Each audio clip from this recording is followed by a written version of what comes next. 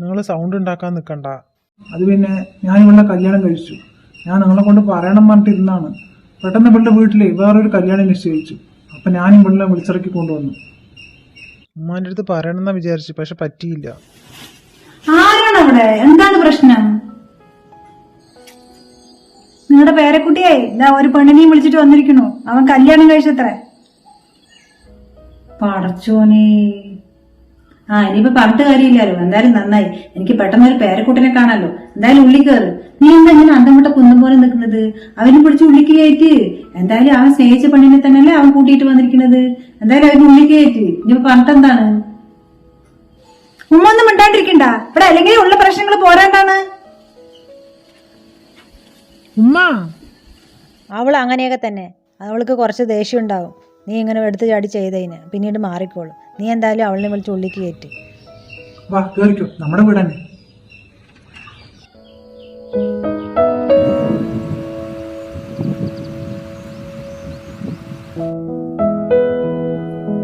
വല്യമ്മ, ഇന്ന് ഞങ്ങളുടെ വെഡിങ് ഡേ ആണ്. വല്യമ്മക്ക് പായസം മതിയാ? അതിന് മാത്രം ഒരു കുറവുമില്ല. കല്യാണ ദിവസം ആയി കഴിഞ്ഞാൽ ഇങ്ങനെ പായസവും ബിരിയാണിയും അതിങ്ങനെ വെച്ച് നടന്നോ? കല്യാണം കഴിഞ്ഞിപ്പോ 4 വർഷമായി. ഇതുവരെയായിട്ട് ഒരു പേരക്കുട്ടിനെ കാണാനുള്ള ഒരു ഭാഗ്യം എനിക്ക് ഉണ്ടായിട്ടില്ല. പായസം വെക്കണത്ര പായസം. ആഘോഷങ്ങൾക്കൊന്നും ഒരു കുറവുമില്ല. വല്ല ഡോക്ടർമാരെയും കണ്ടിട്ട് വല്ല നടക്കണ കാര്യങ്ങൾ എന്തെങ്കിലും നോക്കാണ്ട് വെറുതെ പായസവും ബിരിയാണി വെച്ച് നടന്നോ? വാ, വല്യമ്മേൻ്റെ അടുത്ത് നിന്ന് കിട്ടിയാ നന്നായിട്ട്. നീ വിഷമിക്കണ്ട, ഞാൻ വല്യമ്മ പറഞ്ഞത് കേട്ടു. അവരൊക്കെ വയസ്സായ ആൾക്കാരല്ലേ, അവരങ്ങനെ തന്നെ പറയുള്ളൂ. അത് പറഞ്ഞിട്ട് നീ വിഷമിച്ചിരിക്കൊന്നും വേണ്ട. നീ ഡ്രസ്സ് മാറ്, നമുക്ക് പുറത്ത് പോയിട്ട് ഭക്ഷണമൊക്കെ കഴിച്ചിട്ടേ ഒന്ന് കറങ്ങിയിട്ട് വരാം. എന്തായാലും നല്ലൊരു ദിവസമായിട്ടേ നീ ഇങ്ങനെ വിഷമിക്കണ്ട. ഒന്ന് പുറത്തേക്ക് പോയിട്ട് വരുമ്പോ റിലാക്സ് ആവും. അങ്ങനെ നമുക്ക് പോയിട്ട് വരുമ്പോഴേ ഒരു ഡോക്ടറിനെയും കാണണം. എന്താണ്? എന്ത് പറ്റി? നിങ്ങക്ക് സുഖമില്ലേ? അല്ല, നിനക്ക് കുട്ടികൾ ഉണ്ടാവണില്ലല്ലോ, അപ്പൊ അതൊന്ന് കാണിക്കാൻ വിചാരിച്ചു. 4-5 ഡോക്ടർമാരെ കാണിച്ചില്ലേ, പിന്നെന്താണ്? അതല്ലടി, ഇത് നല്ല ഡോക്ടറാണത്രേ. എന്റെ കൂട്ടുകാരൻ പറഞ്ഞതാണ്. സ്പെഷ്യലിസ്റ്റ് ആണത്രേ. ഈ ഡോക്ടറെ കാണിച്ചു കഴിഞ്ഞാൽ എന്തായാലും സക്സസ് ആവുമെന്നാണ് അവൻ പറയുന്നത്. വാ, എന്തായാലും ഈ ഡോക്ടറിനെയും കൂടി കാണിക്കാം. ഓ, ഡ്രസ് മാറ്. എന്താ നീ നോക്കി നിൽക്കണ്? പോ, റെഡിയാവ്. ഞാൻ വരുന്നില്ല. ഷഹാന, പ്ലീസ് ഒന്ന് മനസ്സിലാക്കടി. ഞാൻ നിന്റെ നല്ലതിന് വേണ്ടിട്ടല്ലേ പറയണത്. കൊറേ കാണിച്ചില്ലേ ഡോക്ടർമാരനെ? എവിടെ പോയാലും അത് തന്നെ പറയുള്ളൂ. അത് കേൾക്കാൻ വേണ്ടിട്ട് പിന്നെയും പോണാ?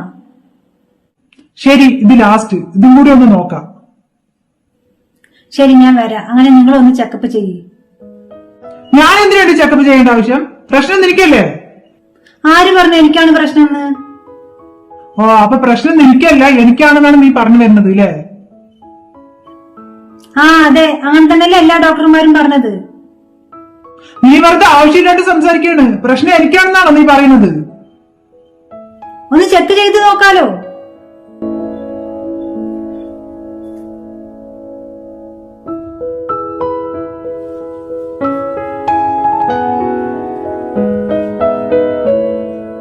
നിനക്ക് നിന്റെ മകന്റെ കാര്യത്തിൽ ഇത്തിരി കൂടി അവലാതി ഇല്ലേ റുക്കിയ?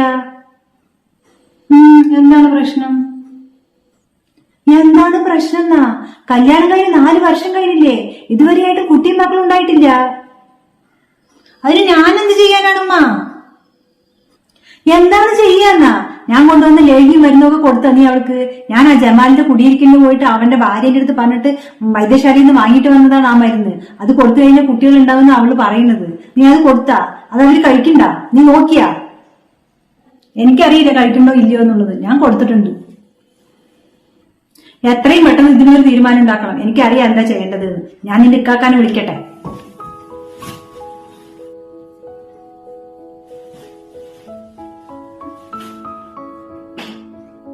ഉമ്മ, ഇന്ന് രാത്രി എനിക്ക് ചപ്പാത്തി ഉണ്ടാക്കിയാൽ മതിയാ? ഉച്ചയ്ക്ക് വെച്ച മീൻ കറി ഉണ്ട്.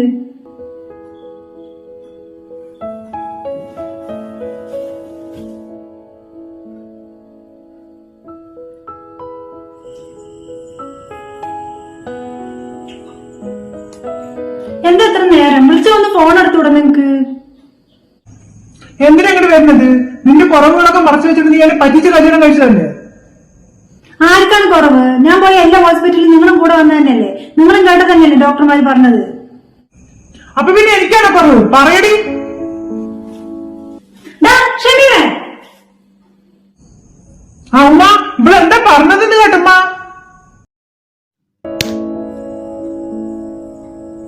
പോയി കിടക്കടാ. ഉമ്മ നിന്നെ കൊണ്ട് പോകാനല്ലേ പറഞ്ഞത്?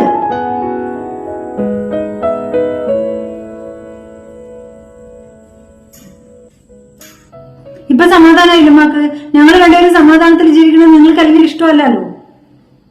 എനിക്ക് നിങ്ങൾ രണ്ടുപേരും സന്തോഷത്തിൽ ഇരിക്കുന്നതാണ് ഇഷ്ടം. അല്ലാതെ ഞാൻ നിന്നെ കൊണ്ട് പറഞ്ഞ നിങ്ങൾ എന്റെ അടുത്ത് മിണ്ടാണ്ട് നടക്കണമെന്ന് കണ്ടാൽ തന്നെ അറിയാലോ. അത് കുറവുള്ളത് എനിക്കല്ല, എന്റെ മാനിക്കാണെന്ന് എനിക്ക് നന്നായിട്ട് അറിയാം.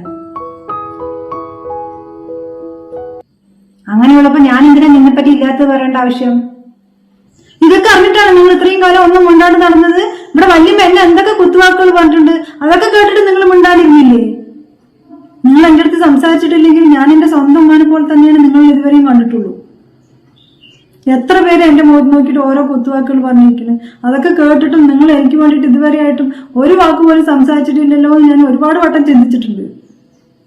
കുടുംബക്കാരൻ്റെ വീട്ടിൽ ഏതെങ്കിലും ഒരു കല്യാണത്തിന് പോയാൽ മതി, ചോദിക്കാത്തവരായിട്ട് ഇനി ആരും ഉണ്ടാവില്ല. എല്ലാം സഹിച്ചിട്ട് ഞാൻ ഇരിക്കണില്ലേ? എൻ്റെ വീട്ടിലേക്കും കൂടി എനിക്ക് പോകാൻ പറ്റില്ല. ഞാനിങ്ങനെ ഇറങ്ങി വന്നതല്ലേ, ഞാൻ എങ്ങനെ ഇനി എൻ്റെ വീട്ടിലേക്ക് പോവുക? എന്നിട്ട് ഞാൻ എല്ലാം സഹിച്ചിരിക്കുമ്പോൾ ഉമ്മ ഒരു വാക്ക് പോലും എനിക്ക് വേണ്ടി സംസാരിച്ചിട്ടുണ്ടോ? ഞാൻ ഇവിടെ ഇരിക്കണമെന്ന് നിങ്ങൾക്ക് ഇഷ്ടമല്ല, അത്രയേ ഉള്ളൂ. ഞാൻ പോയി തരാം.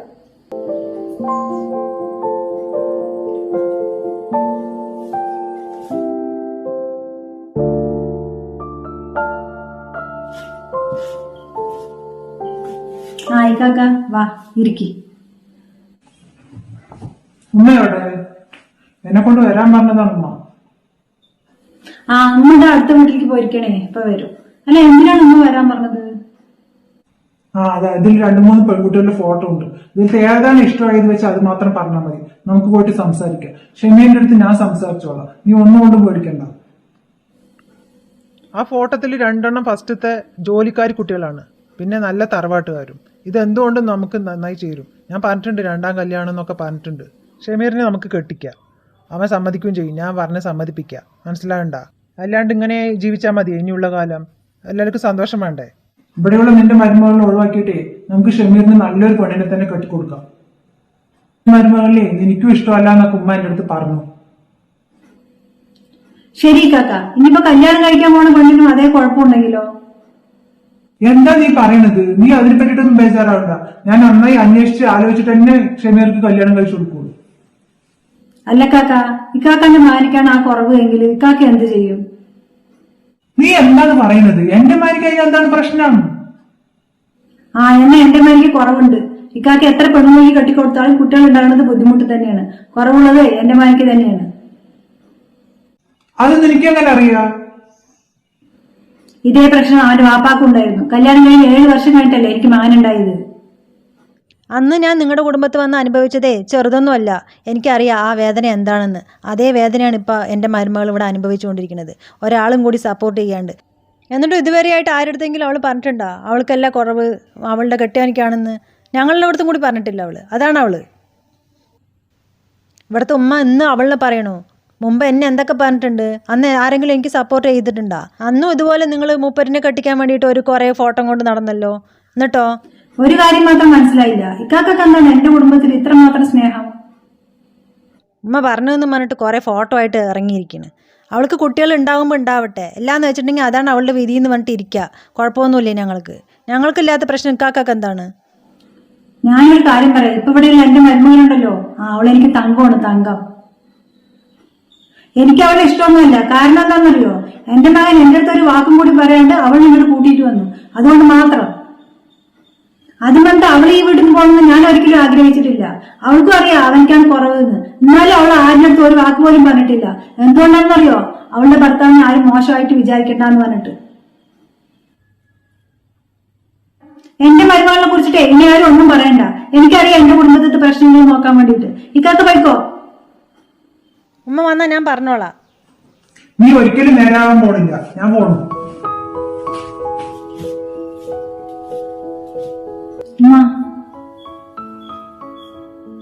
താങ്ക്സ് ഉമ്മ. അവൻ്റെ അടുത്ത് ഞാൻ പറഞ്ഞോളാം. ഇനി നിന്നെ ആരും ഒരു കുറ്റവും പറയില്ല, ഞാൻ നോക്കിക്കോളാം. എനിക്ക് നിന്നോട് ദേഷ്യമൊന്നുമില്ല. ഞാൻ എൻ്റെ മകളെ പോലെ തന്നെ നിന്നെ കണ്ടിട്ടുള്ളൂ, മനസ്സിലാവണ്ട? അല്ലാണ്ട് നിന്നെ വിഷമിപ്പിക്കാൻ വേണ്ടി ഞാൻ എന്തെങ്കിലും പറഞ്ഞിട്ടെങ്കിൽ നീ എന്നോട് ക്ഷമിക്കും. പിന്നെ ഉമ്മ എന്ന് പറഞ്ഞാൽ വയസ്സായ ആൾക്കാരാണ്. അവരെന്തെങ്കിലും പറഞ്ഞിട്ടുണ്ടെങ്കിൽ നീ അതൊന്നും മനസ്സിൽ വെക്കണ്ട.